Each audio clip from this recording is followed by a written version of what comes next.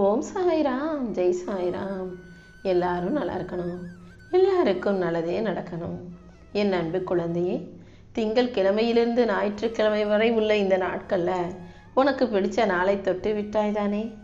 நீ மங்களகரமான திங்களை தொட்டிருந்தாலும் சரி, அல்லது பொன்னான புதனை தொட்டிருந்தாலும் சரி, அல்லது சந்தோஷமான செவ்வாயை தொட்டிருந்தாலும் சரி, அல்லது வாழ்க்கையவே மாற்ற போகிற வியாழக்கிழமையை தொட்டிருந்தாலும் சரி, அல்லது நல்ல மனதிற்கு இனிய சந்தோஷமான நிகழ்வை தரக்கூடிய வெள்ளியை தொட்டிருந்தாலும் சரி, சங்கடங்களை தீர்க்கும் சனிக்கிழமையை தொட்டிருந்தாலும் சரி, எதுவாக இருந்தாலும் எல்லாமே உனக்கு நல்லபடியாக மாறும்படியும் உன் வாழ்க்கையில் நல்ல மங்களகரமான வெற்றிகரமாக காரியங்கள் எல்லாம் உருவாகும்படியும் இந்த சாயப்பா செய்ய தான் போகிறேன். ஏன்னா எல்லா நாளும் கிழமையும் 24 மணி நேரமும் என்னால் உனக்காக படைக்கப்பட்டதல்லவா. அதில் எந்த விதத்திலும் குறைகளே இருக்க விட மாட்டேன். உன் வாழ்க்கை எப்படி இருக்குன்னு சொல்கிறதுக்காக தான் உனக்கு பிடிச்ச நாளை தொட சொன்னேன். இப்போது உனக்கு பிடிச்ச நாளை தொட்டு விட்டாய் அல்லவா. இதே நாளிலேயே உனக்கான நல்ல விஷயங்களும் உன் வாழ்க்கையில் திடீர் திருப்பங்களும் உண்டாகும்படி இந்த சாயப்பா செஞ்சு காட்டுறேன் என் செல்லமே. எப்போவுமே ஒரு சின்ன விஷயம்தான் வாழ்க்கையை பற்றிய புரிதலுக்கு உதாரணம். ஒரு மரம், ஒரு தங்கம், இது ரெண்டையும் வச்சுக்கிட்டு உனக்கு எது வேணும்னு கேட்டால் நீ தங்கத்தை தானே தேர்ந்தெடுப்ப.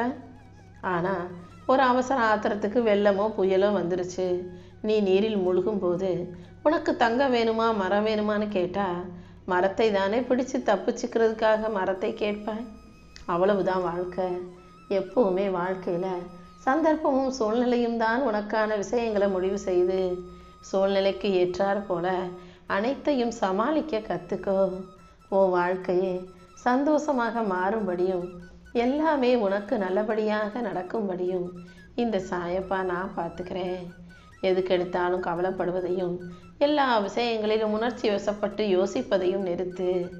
எதையும் யாரிடமும் எதிர்பார்க்காம உணர்ச்சி வசப்படாமல் பொறுமையாக இருந்தாலே உன் வாழ்க்கையில் பல திருப்பங்களும் மாற்றங்களும் வந்து சேரும்.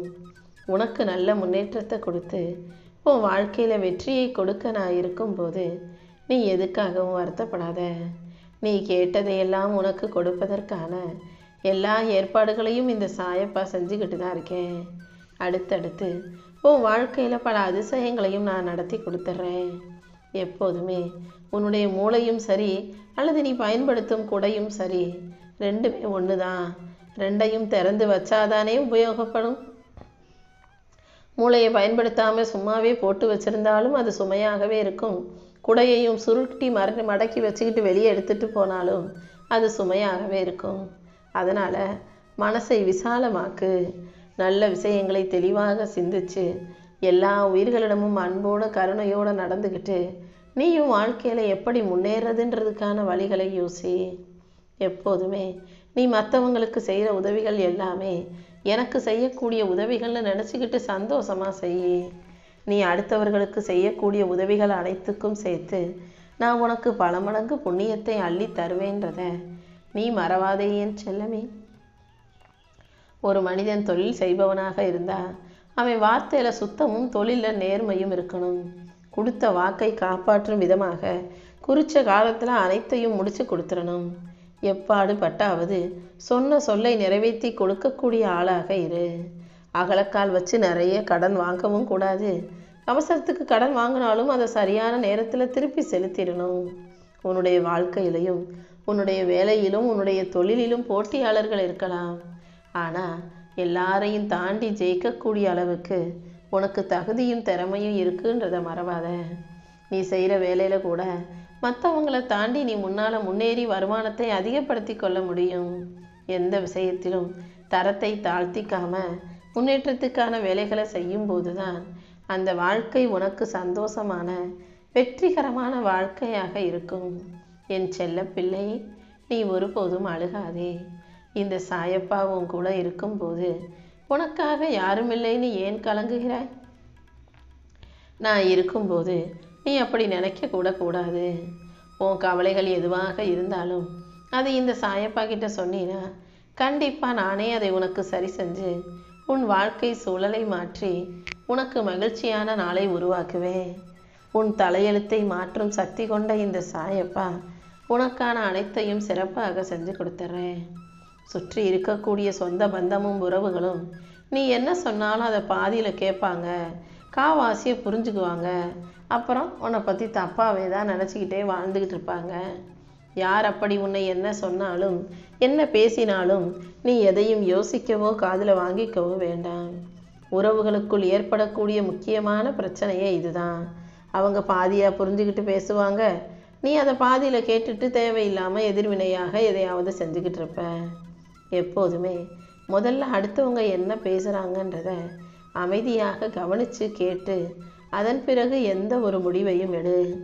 பொறுமையாக எடுக்கும் முடிவுகள் மூலமாக தான் உறவுகளுக்குள் ஒற்றுமை நிலைக்கும்ன்றதை நீ மறவாதே. சாயப்பா, என்னால் முடியலை, இதுக்கு மேலே என்னை சோதிக்காதீங்கன்னு சொன்னாயல்லவா? இனிமேலும் நான் உனக்கு சோதனைகளை கொடுக்க மாட்டேன்.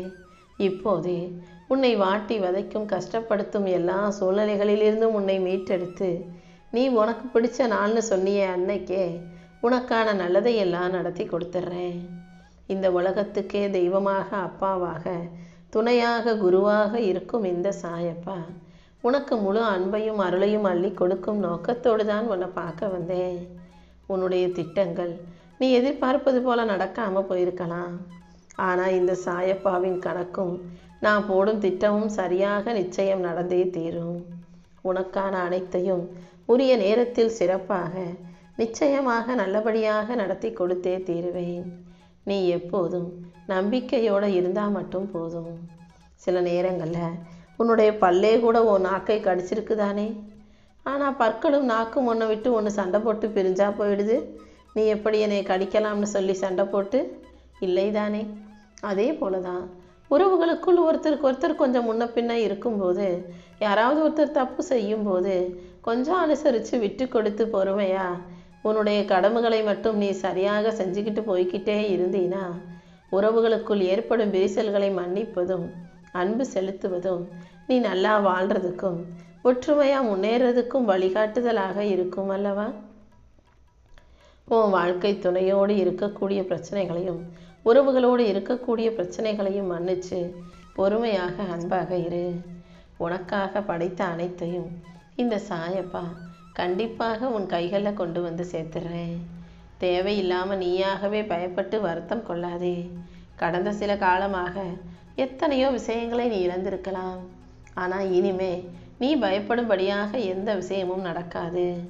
உனக்கு மன நிம்மதியையும் சந்தோஷத்தையும் கொடுத்து உன்னை நல்லபடியாக வாழ வைக்க வேண்டியது இந்த சாயப்பா என்னுடைய பொறுப்பு.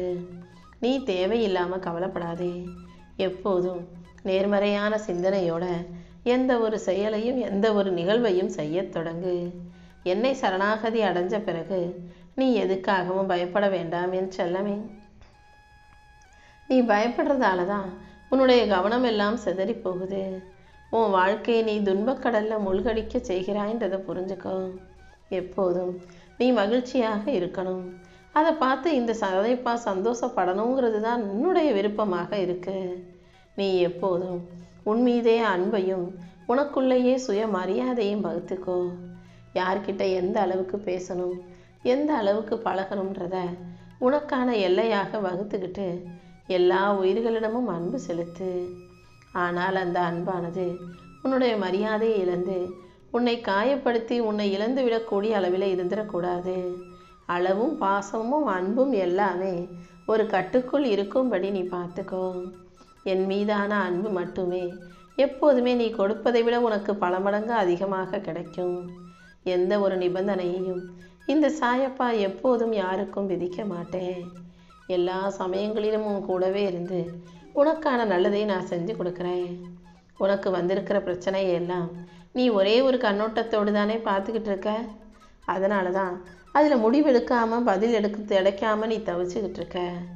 முக்காலமும் உணர்ந்த இந்த சாயப்பா உன் பிரச்சனைகளை நீக்கி உனக்கான நல்லதை நடத்தி கொடுக்குறேன். உன்னை சுற்றி எல்லா பக்கமும் நான் இருந்து உனக்கான சரியானதை நிச்சயமாக உன் கைகளில் ஒப்படைப்பேன். முதல்ல உன் கண்ணீரை தொடச்சிக்கோ.